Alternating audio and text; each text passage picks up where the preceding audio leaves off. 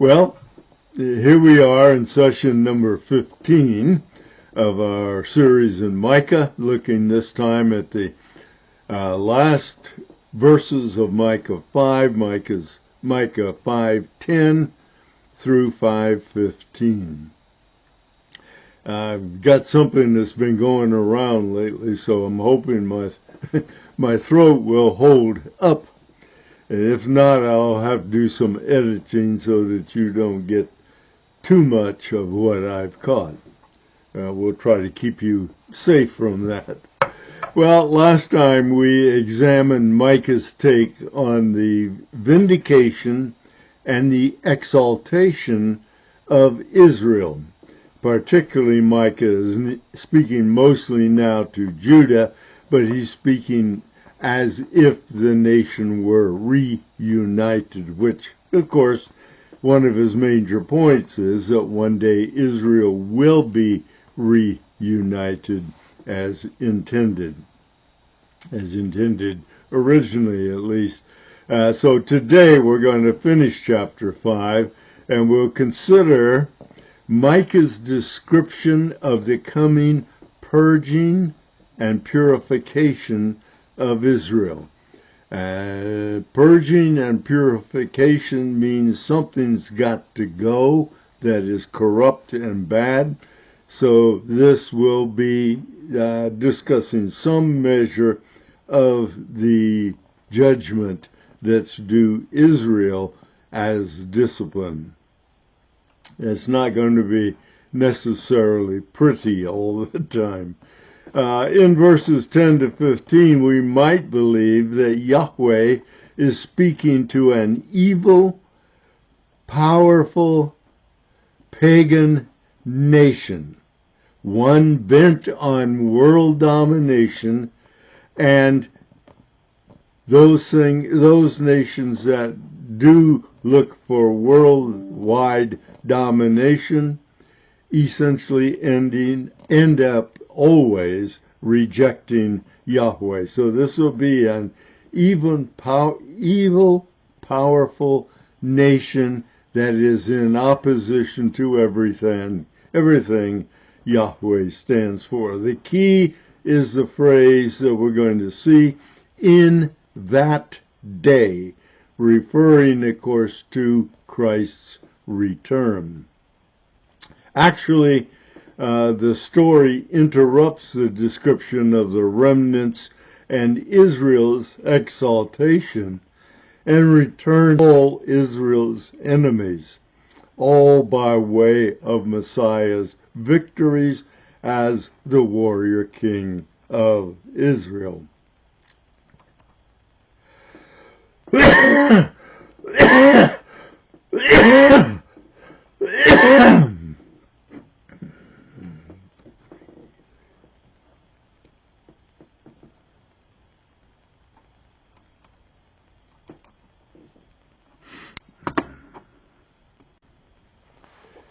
But after Messiah's victory is secured, Yahweh speaks of his purging of Israel and purging Israel of its military machinery and its implements for worship of false gods.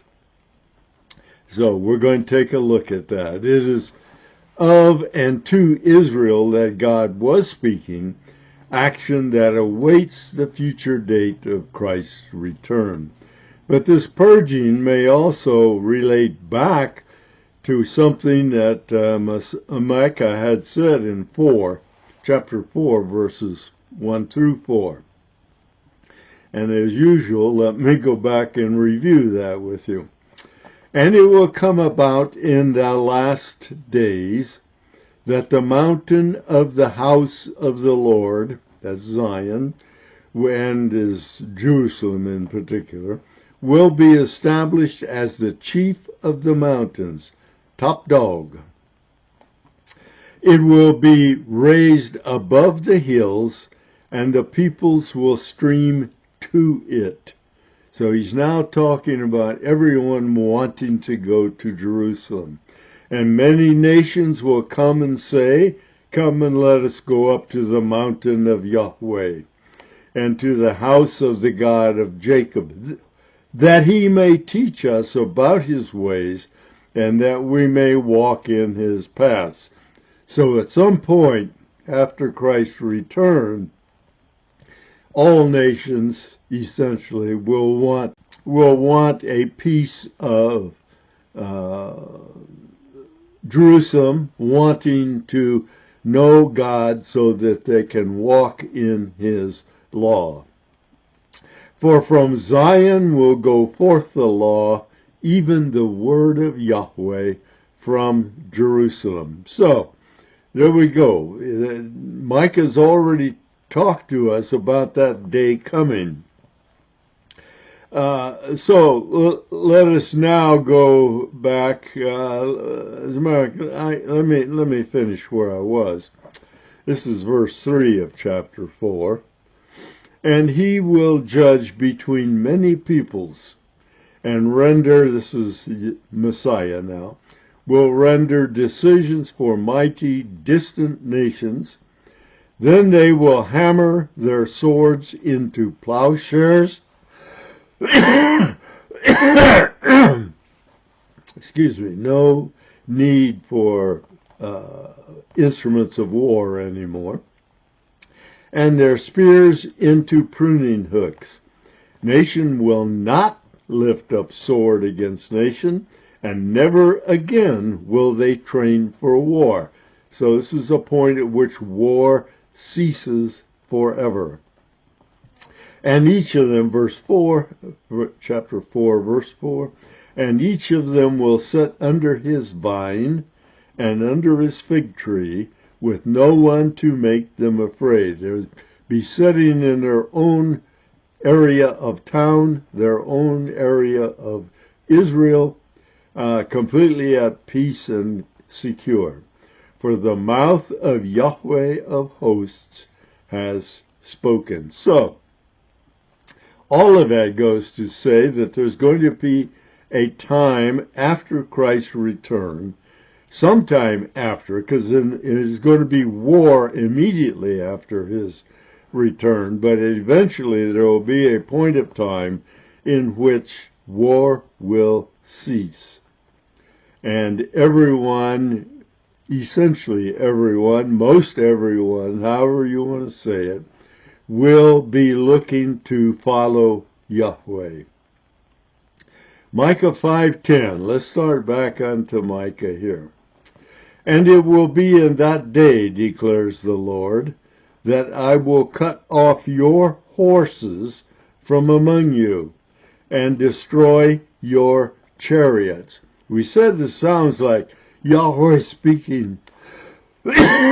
Sounds as though God is speaking to a warring nation and is saying, I'm going to cut off your instruments of war.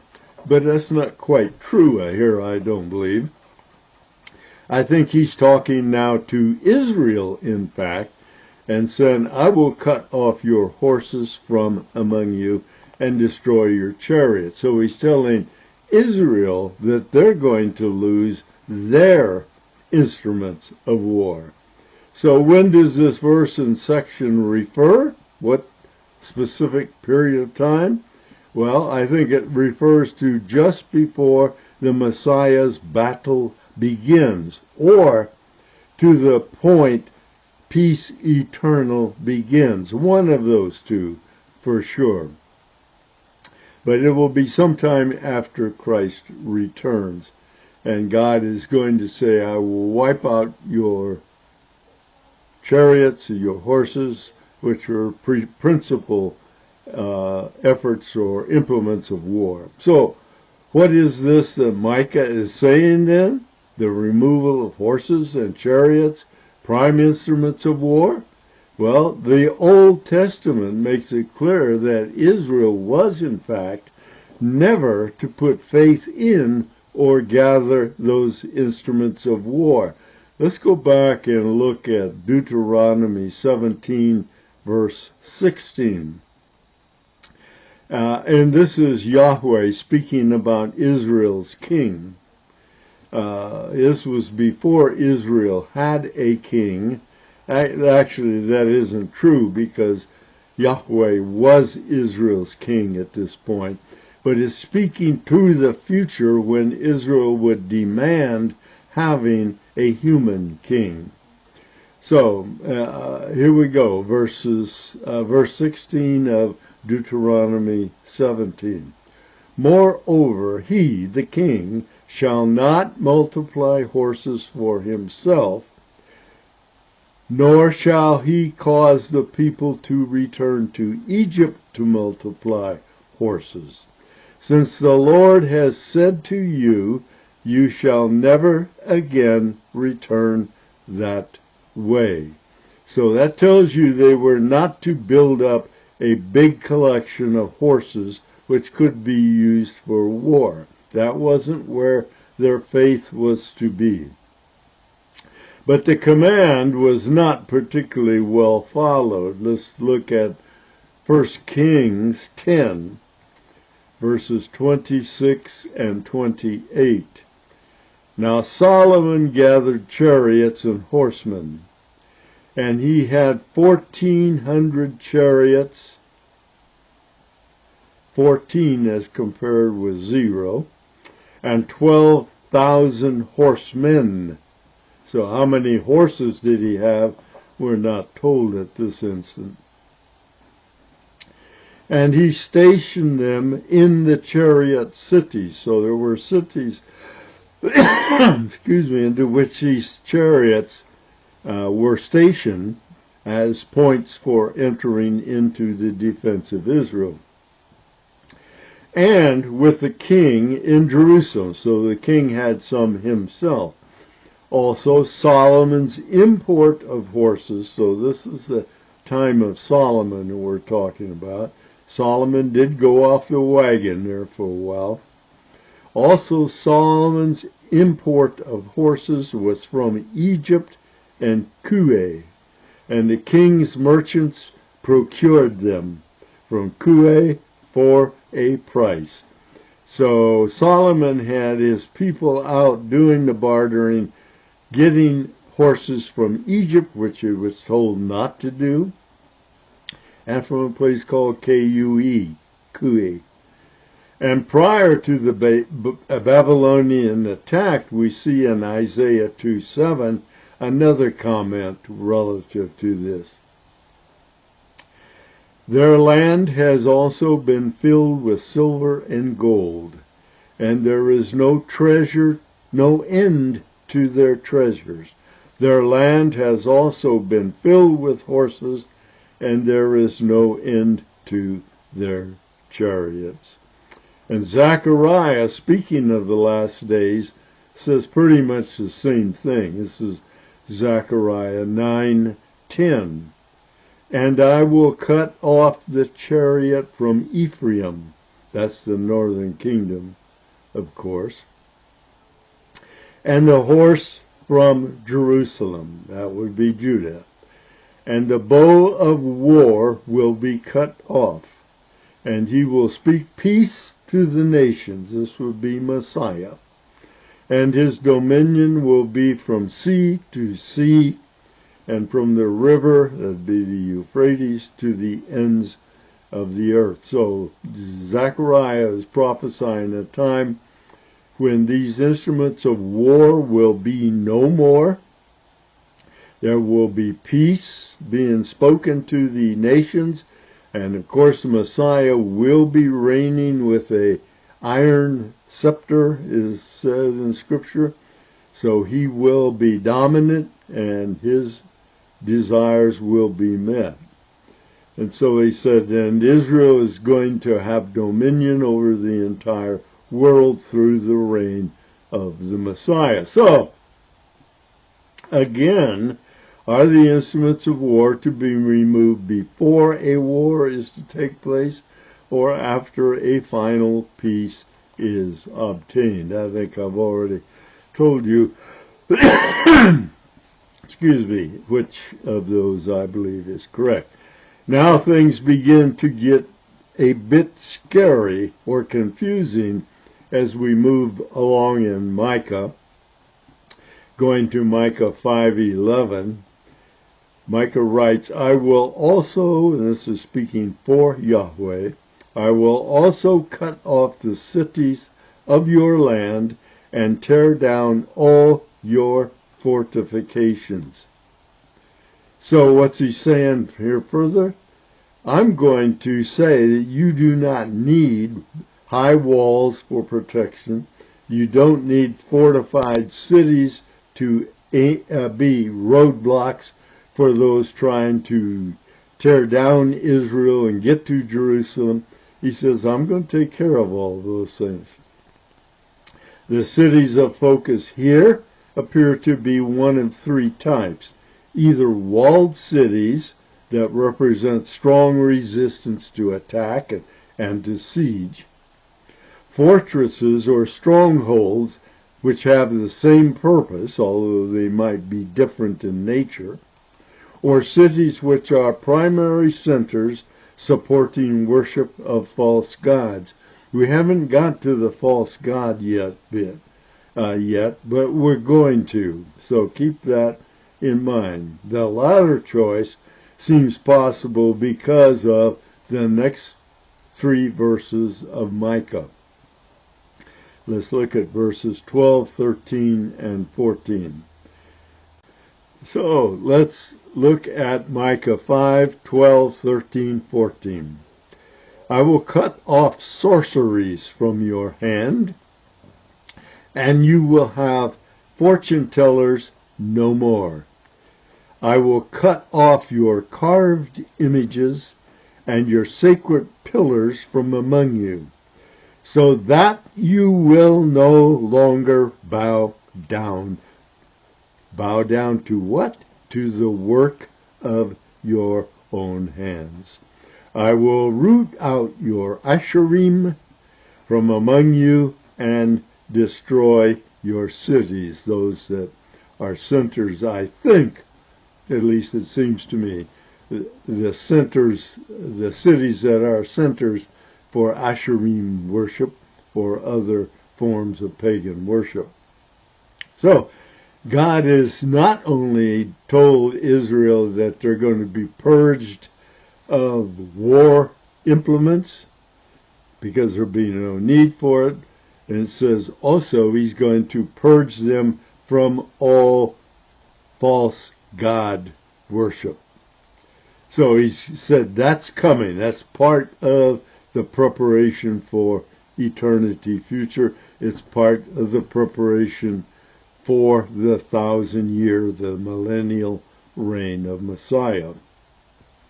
So here again, the destruction of your cities would seem to be contextually tied to those cities which were centers for pagan idol worship. So any city that was a center for military defense or aggression, and those cities that were centers for pagan worship, all of those are on God's to-do list.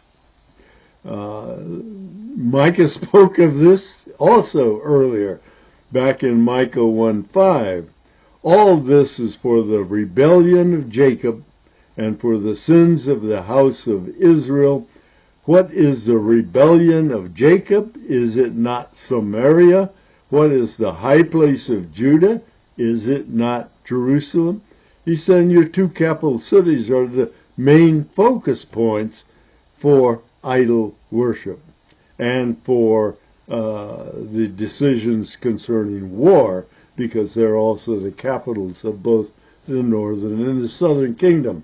Sorceries, fortune tellers, carved images, idols of man's making, sacred stone pillars, and Asherah poles represents the implements of pagan worship, and Micah's prophecy said they're going to be out of here, all gone. There won't be any more around. They're all to disappear from Israel one day, along with those implements of war. A bit of background now regarding idol worship and its prohibition from the day Israel became God's chosen nation. Go back to the Ten Commandments. Exodus 20, and 4, verse 4. You shall not make for yourself an idol or any likeness of what is in heaven above, or in earth, the earth beneath, or in the water underneath the earth. You're not to make anything to bow down to. Deuteronomy 16:21. You shall not plant for yourself an Asherah, be a tree to be used for an Asherah worship. You shall not plant for yourself an Asherah of any kind of tree. When you plant a tree, it's to be a tree, not a pole of worship. Beside the altar of the Lord your God.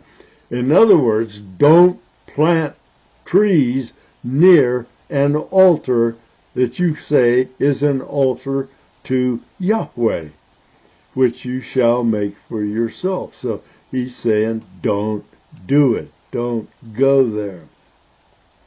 And then in Deuteronomy 18:10, they were told, there shall not be found among you anyone who makes his son or his daughter pass through the fire, one who uses divination, one who practices witchcraft, one who interprets omens, or a sorcerer. Nothing of the occult is to be found in Israel.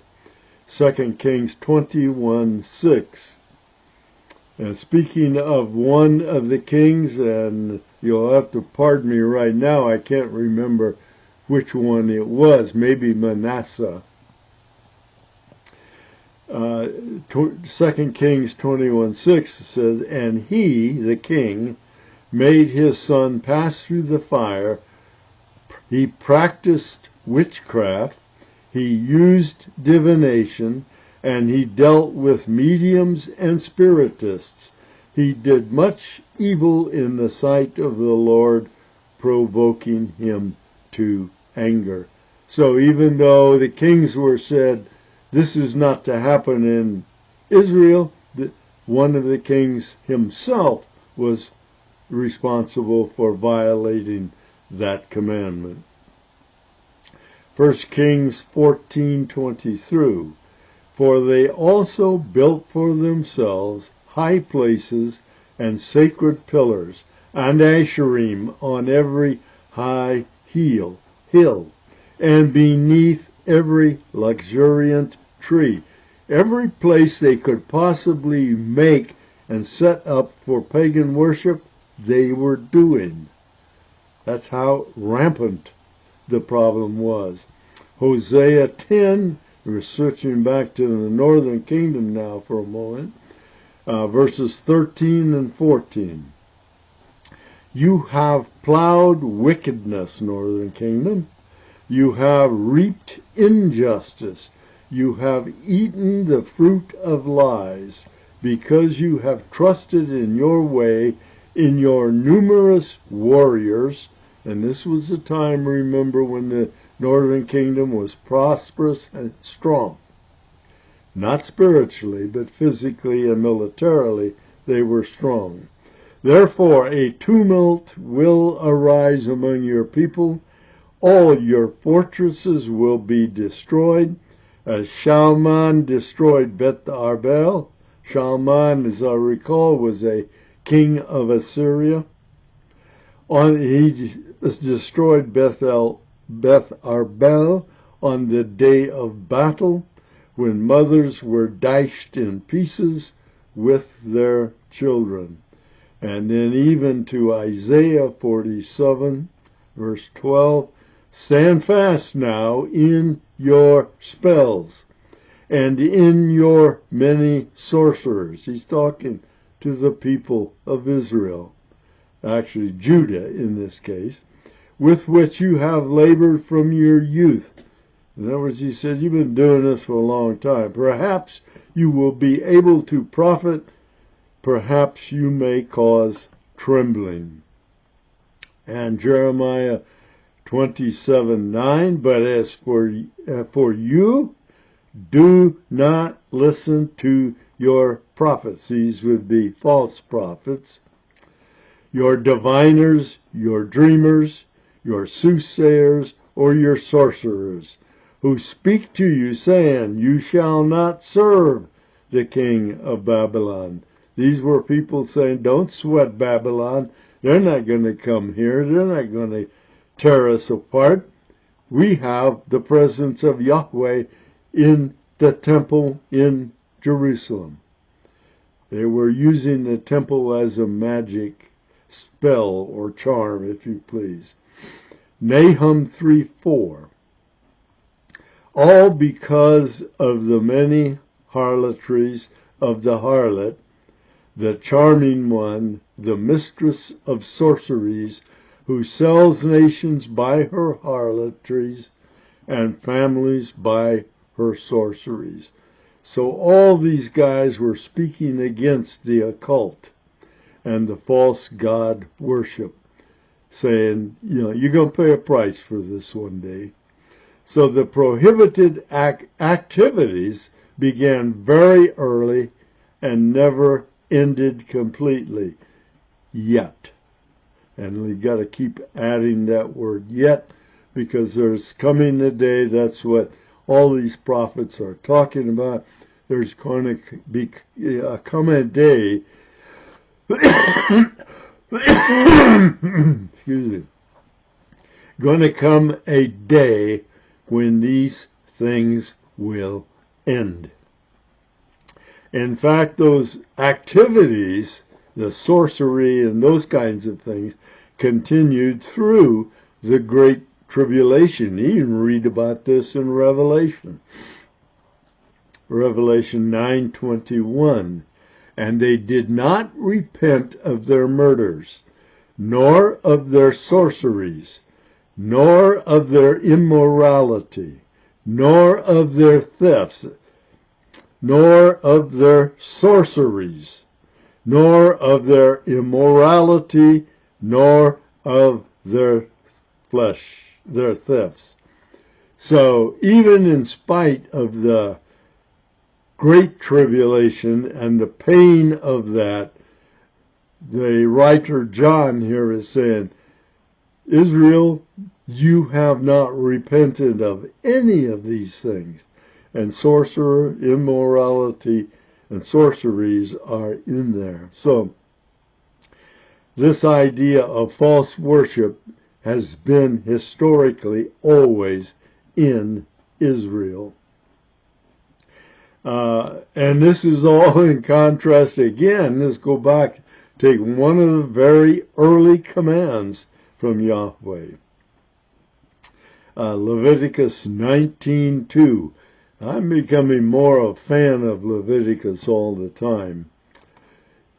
Leviticus 19:2. Speak to all the congregations of the sons of Israel, and say to them, you shall be holy, for I, the Lord your God, am holy. And remember, Peter made that same statement, and I forget now, was in 1st or 2nd Peter, but he said, you're to be holy because I am holy. When Christ the Messiah takes over, the negatives of idolatry and other prohibited religious activities will be removed. There will be no more idolatry going into the millennial kingdom. Let's look at Zechariah 13:2. Most of you know that Zechariah is one of my favorite Old Testament books. And it will come about in that day, this is Zechariah 13:2, and it will come about in that day, declares Yahweh of hosts, that I will cut off the names of the idols from the land, and they will no longer be remembered, and I will also remove the prophets, the false prophets that is, and the unclean spirit from the land. So from the very early days, they knew of these prophecies. They knew that God has said, you're going to have this, but one day it will be cut off. They just didn't know when that day would be. Excuse me.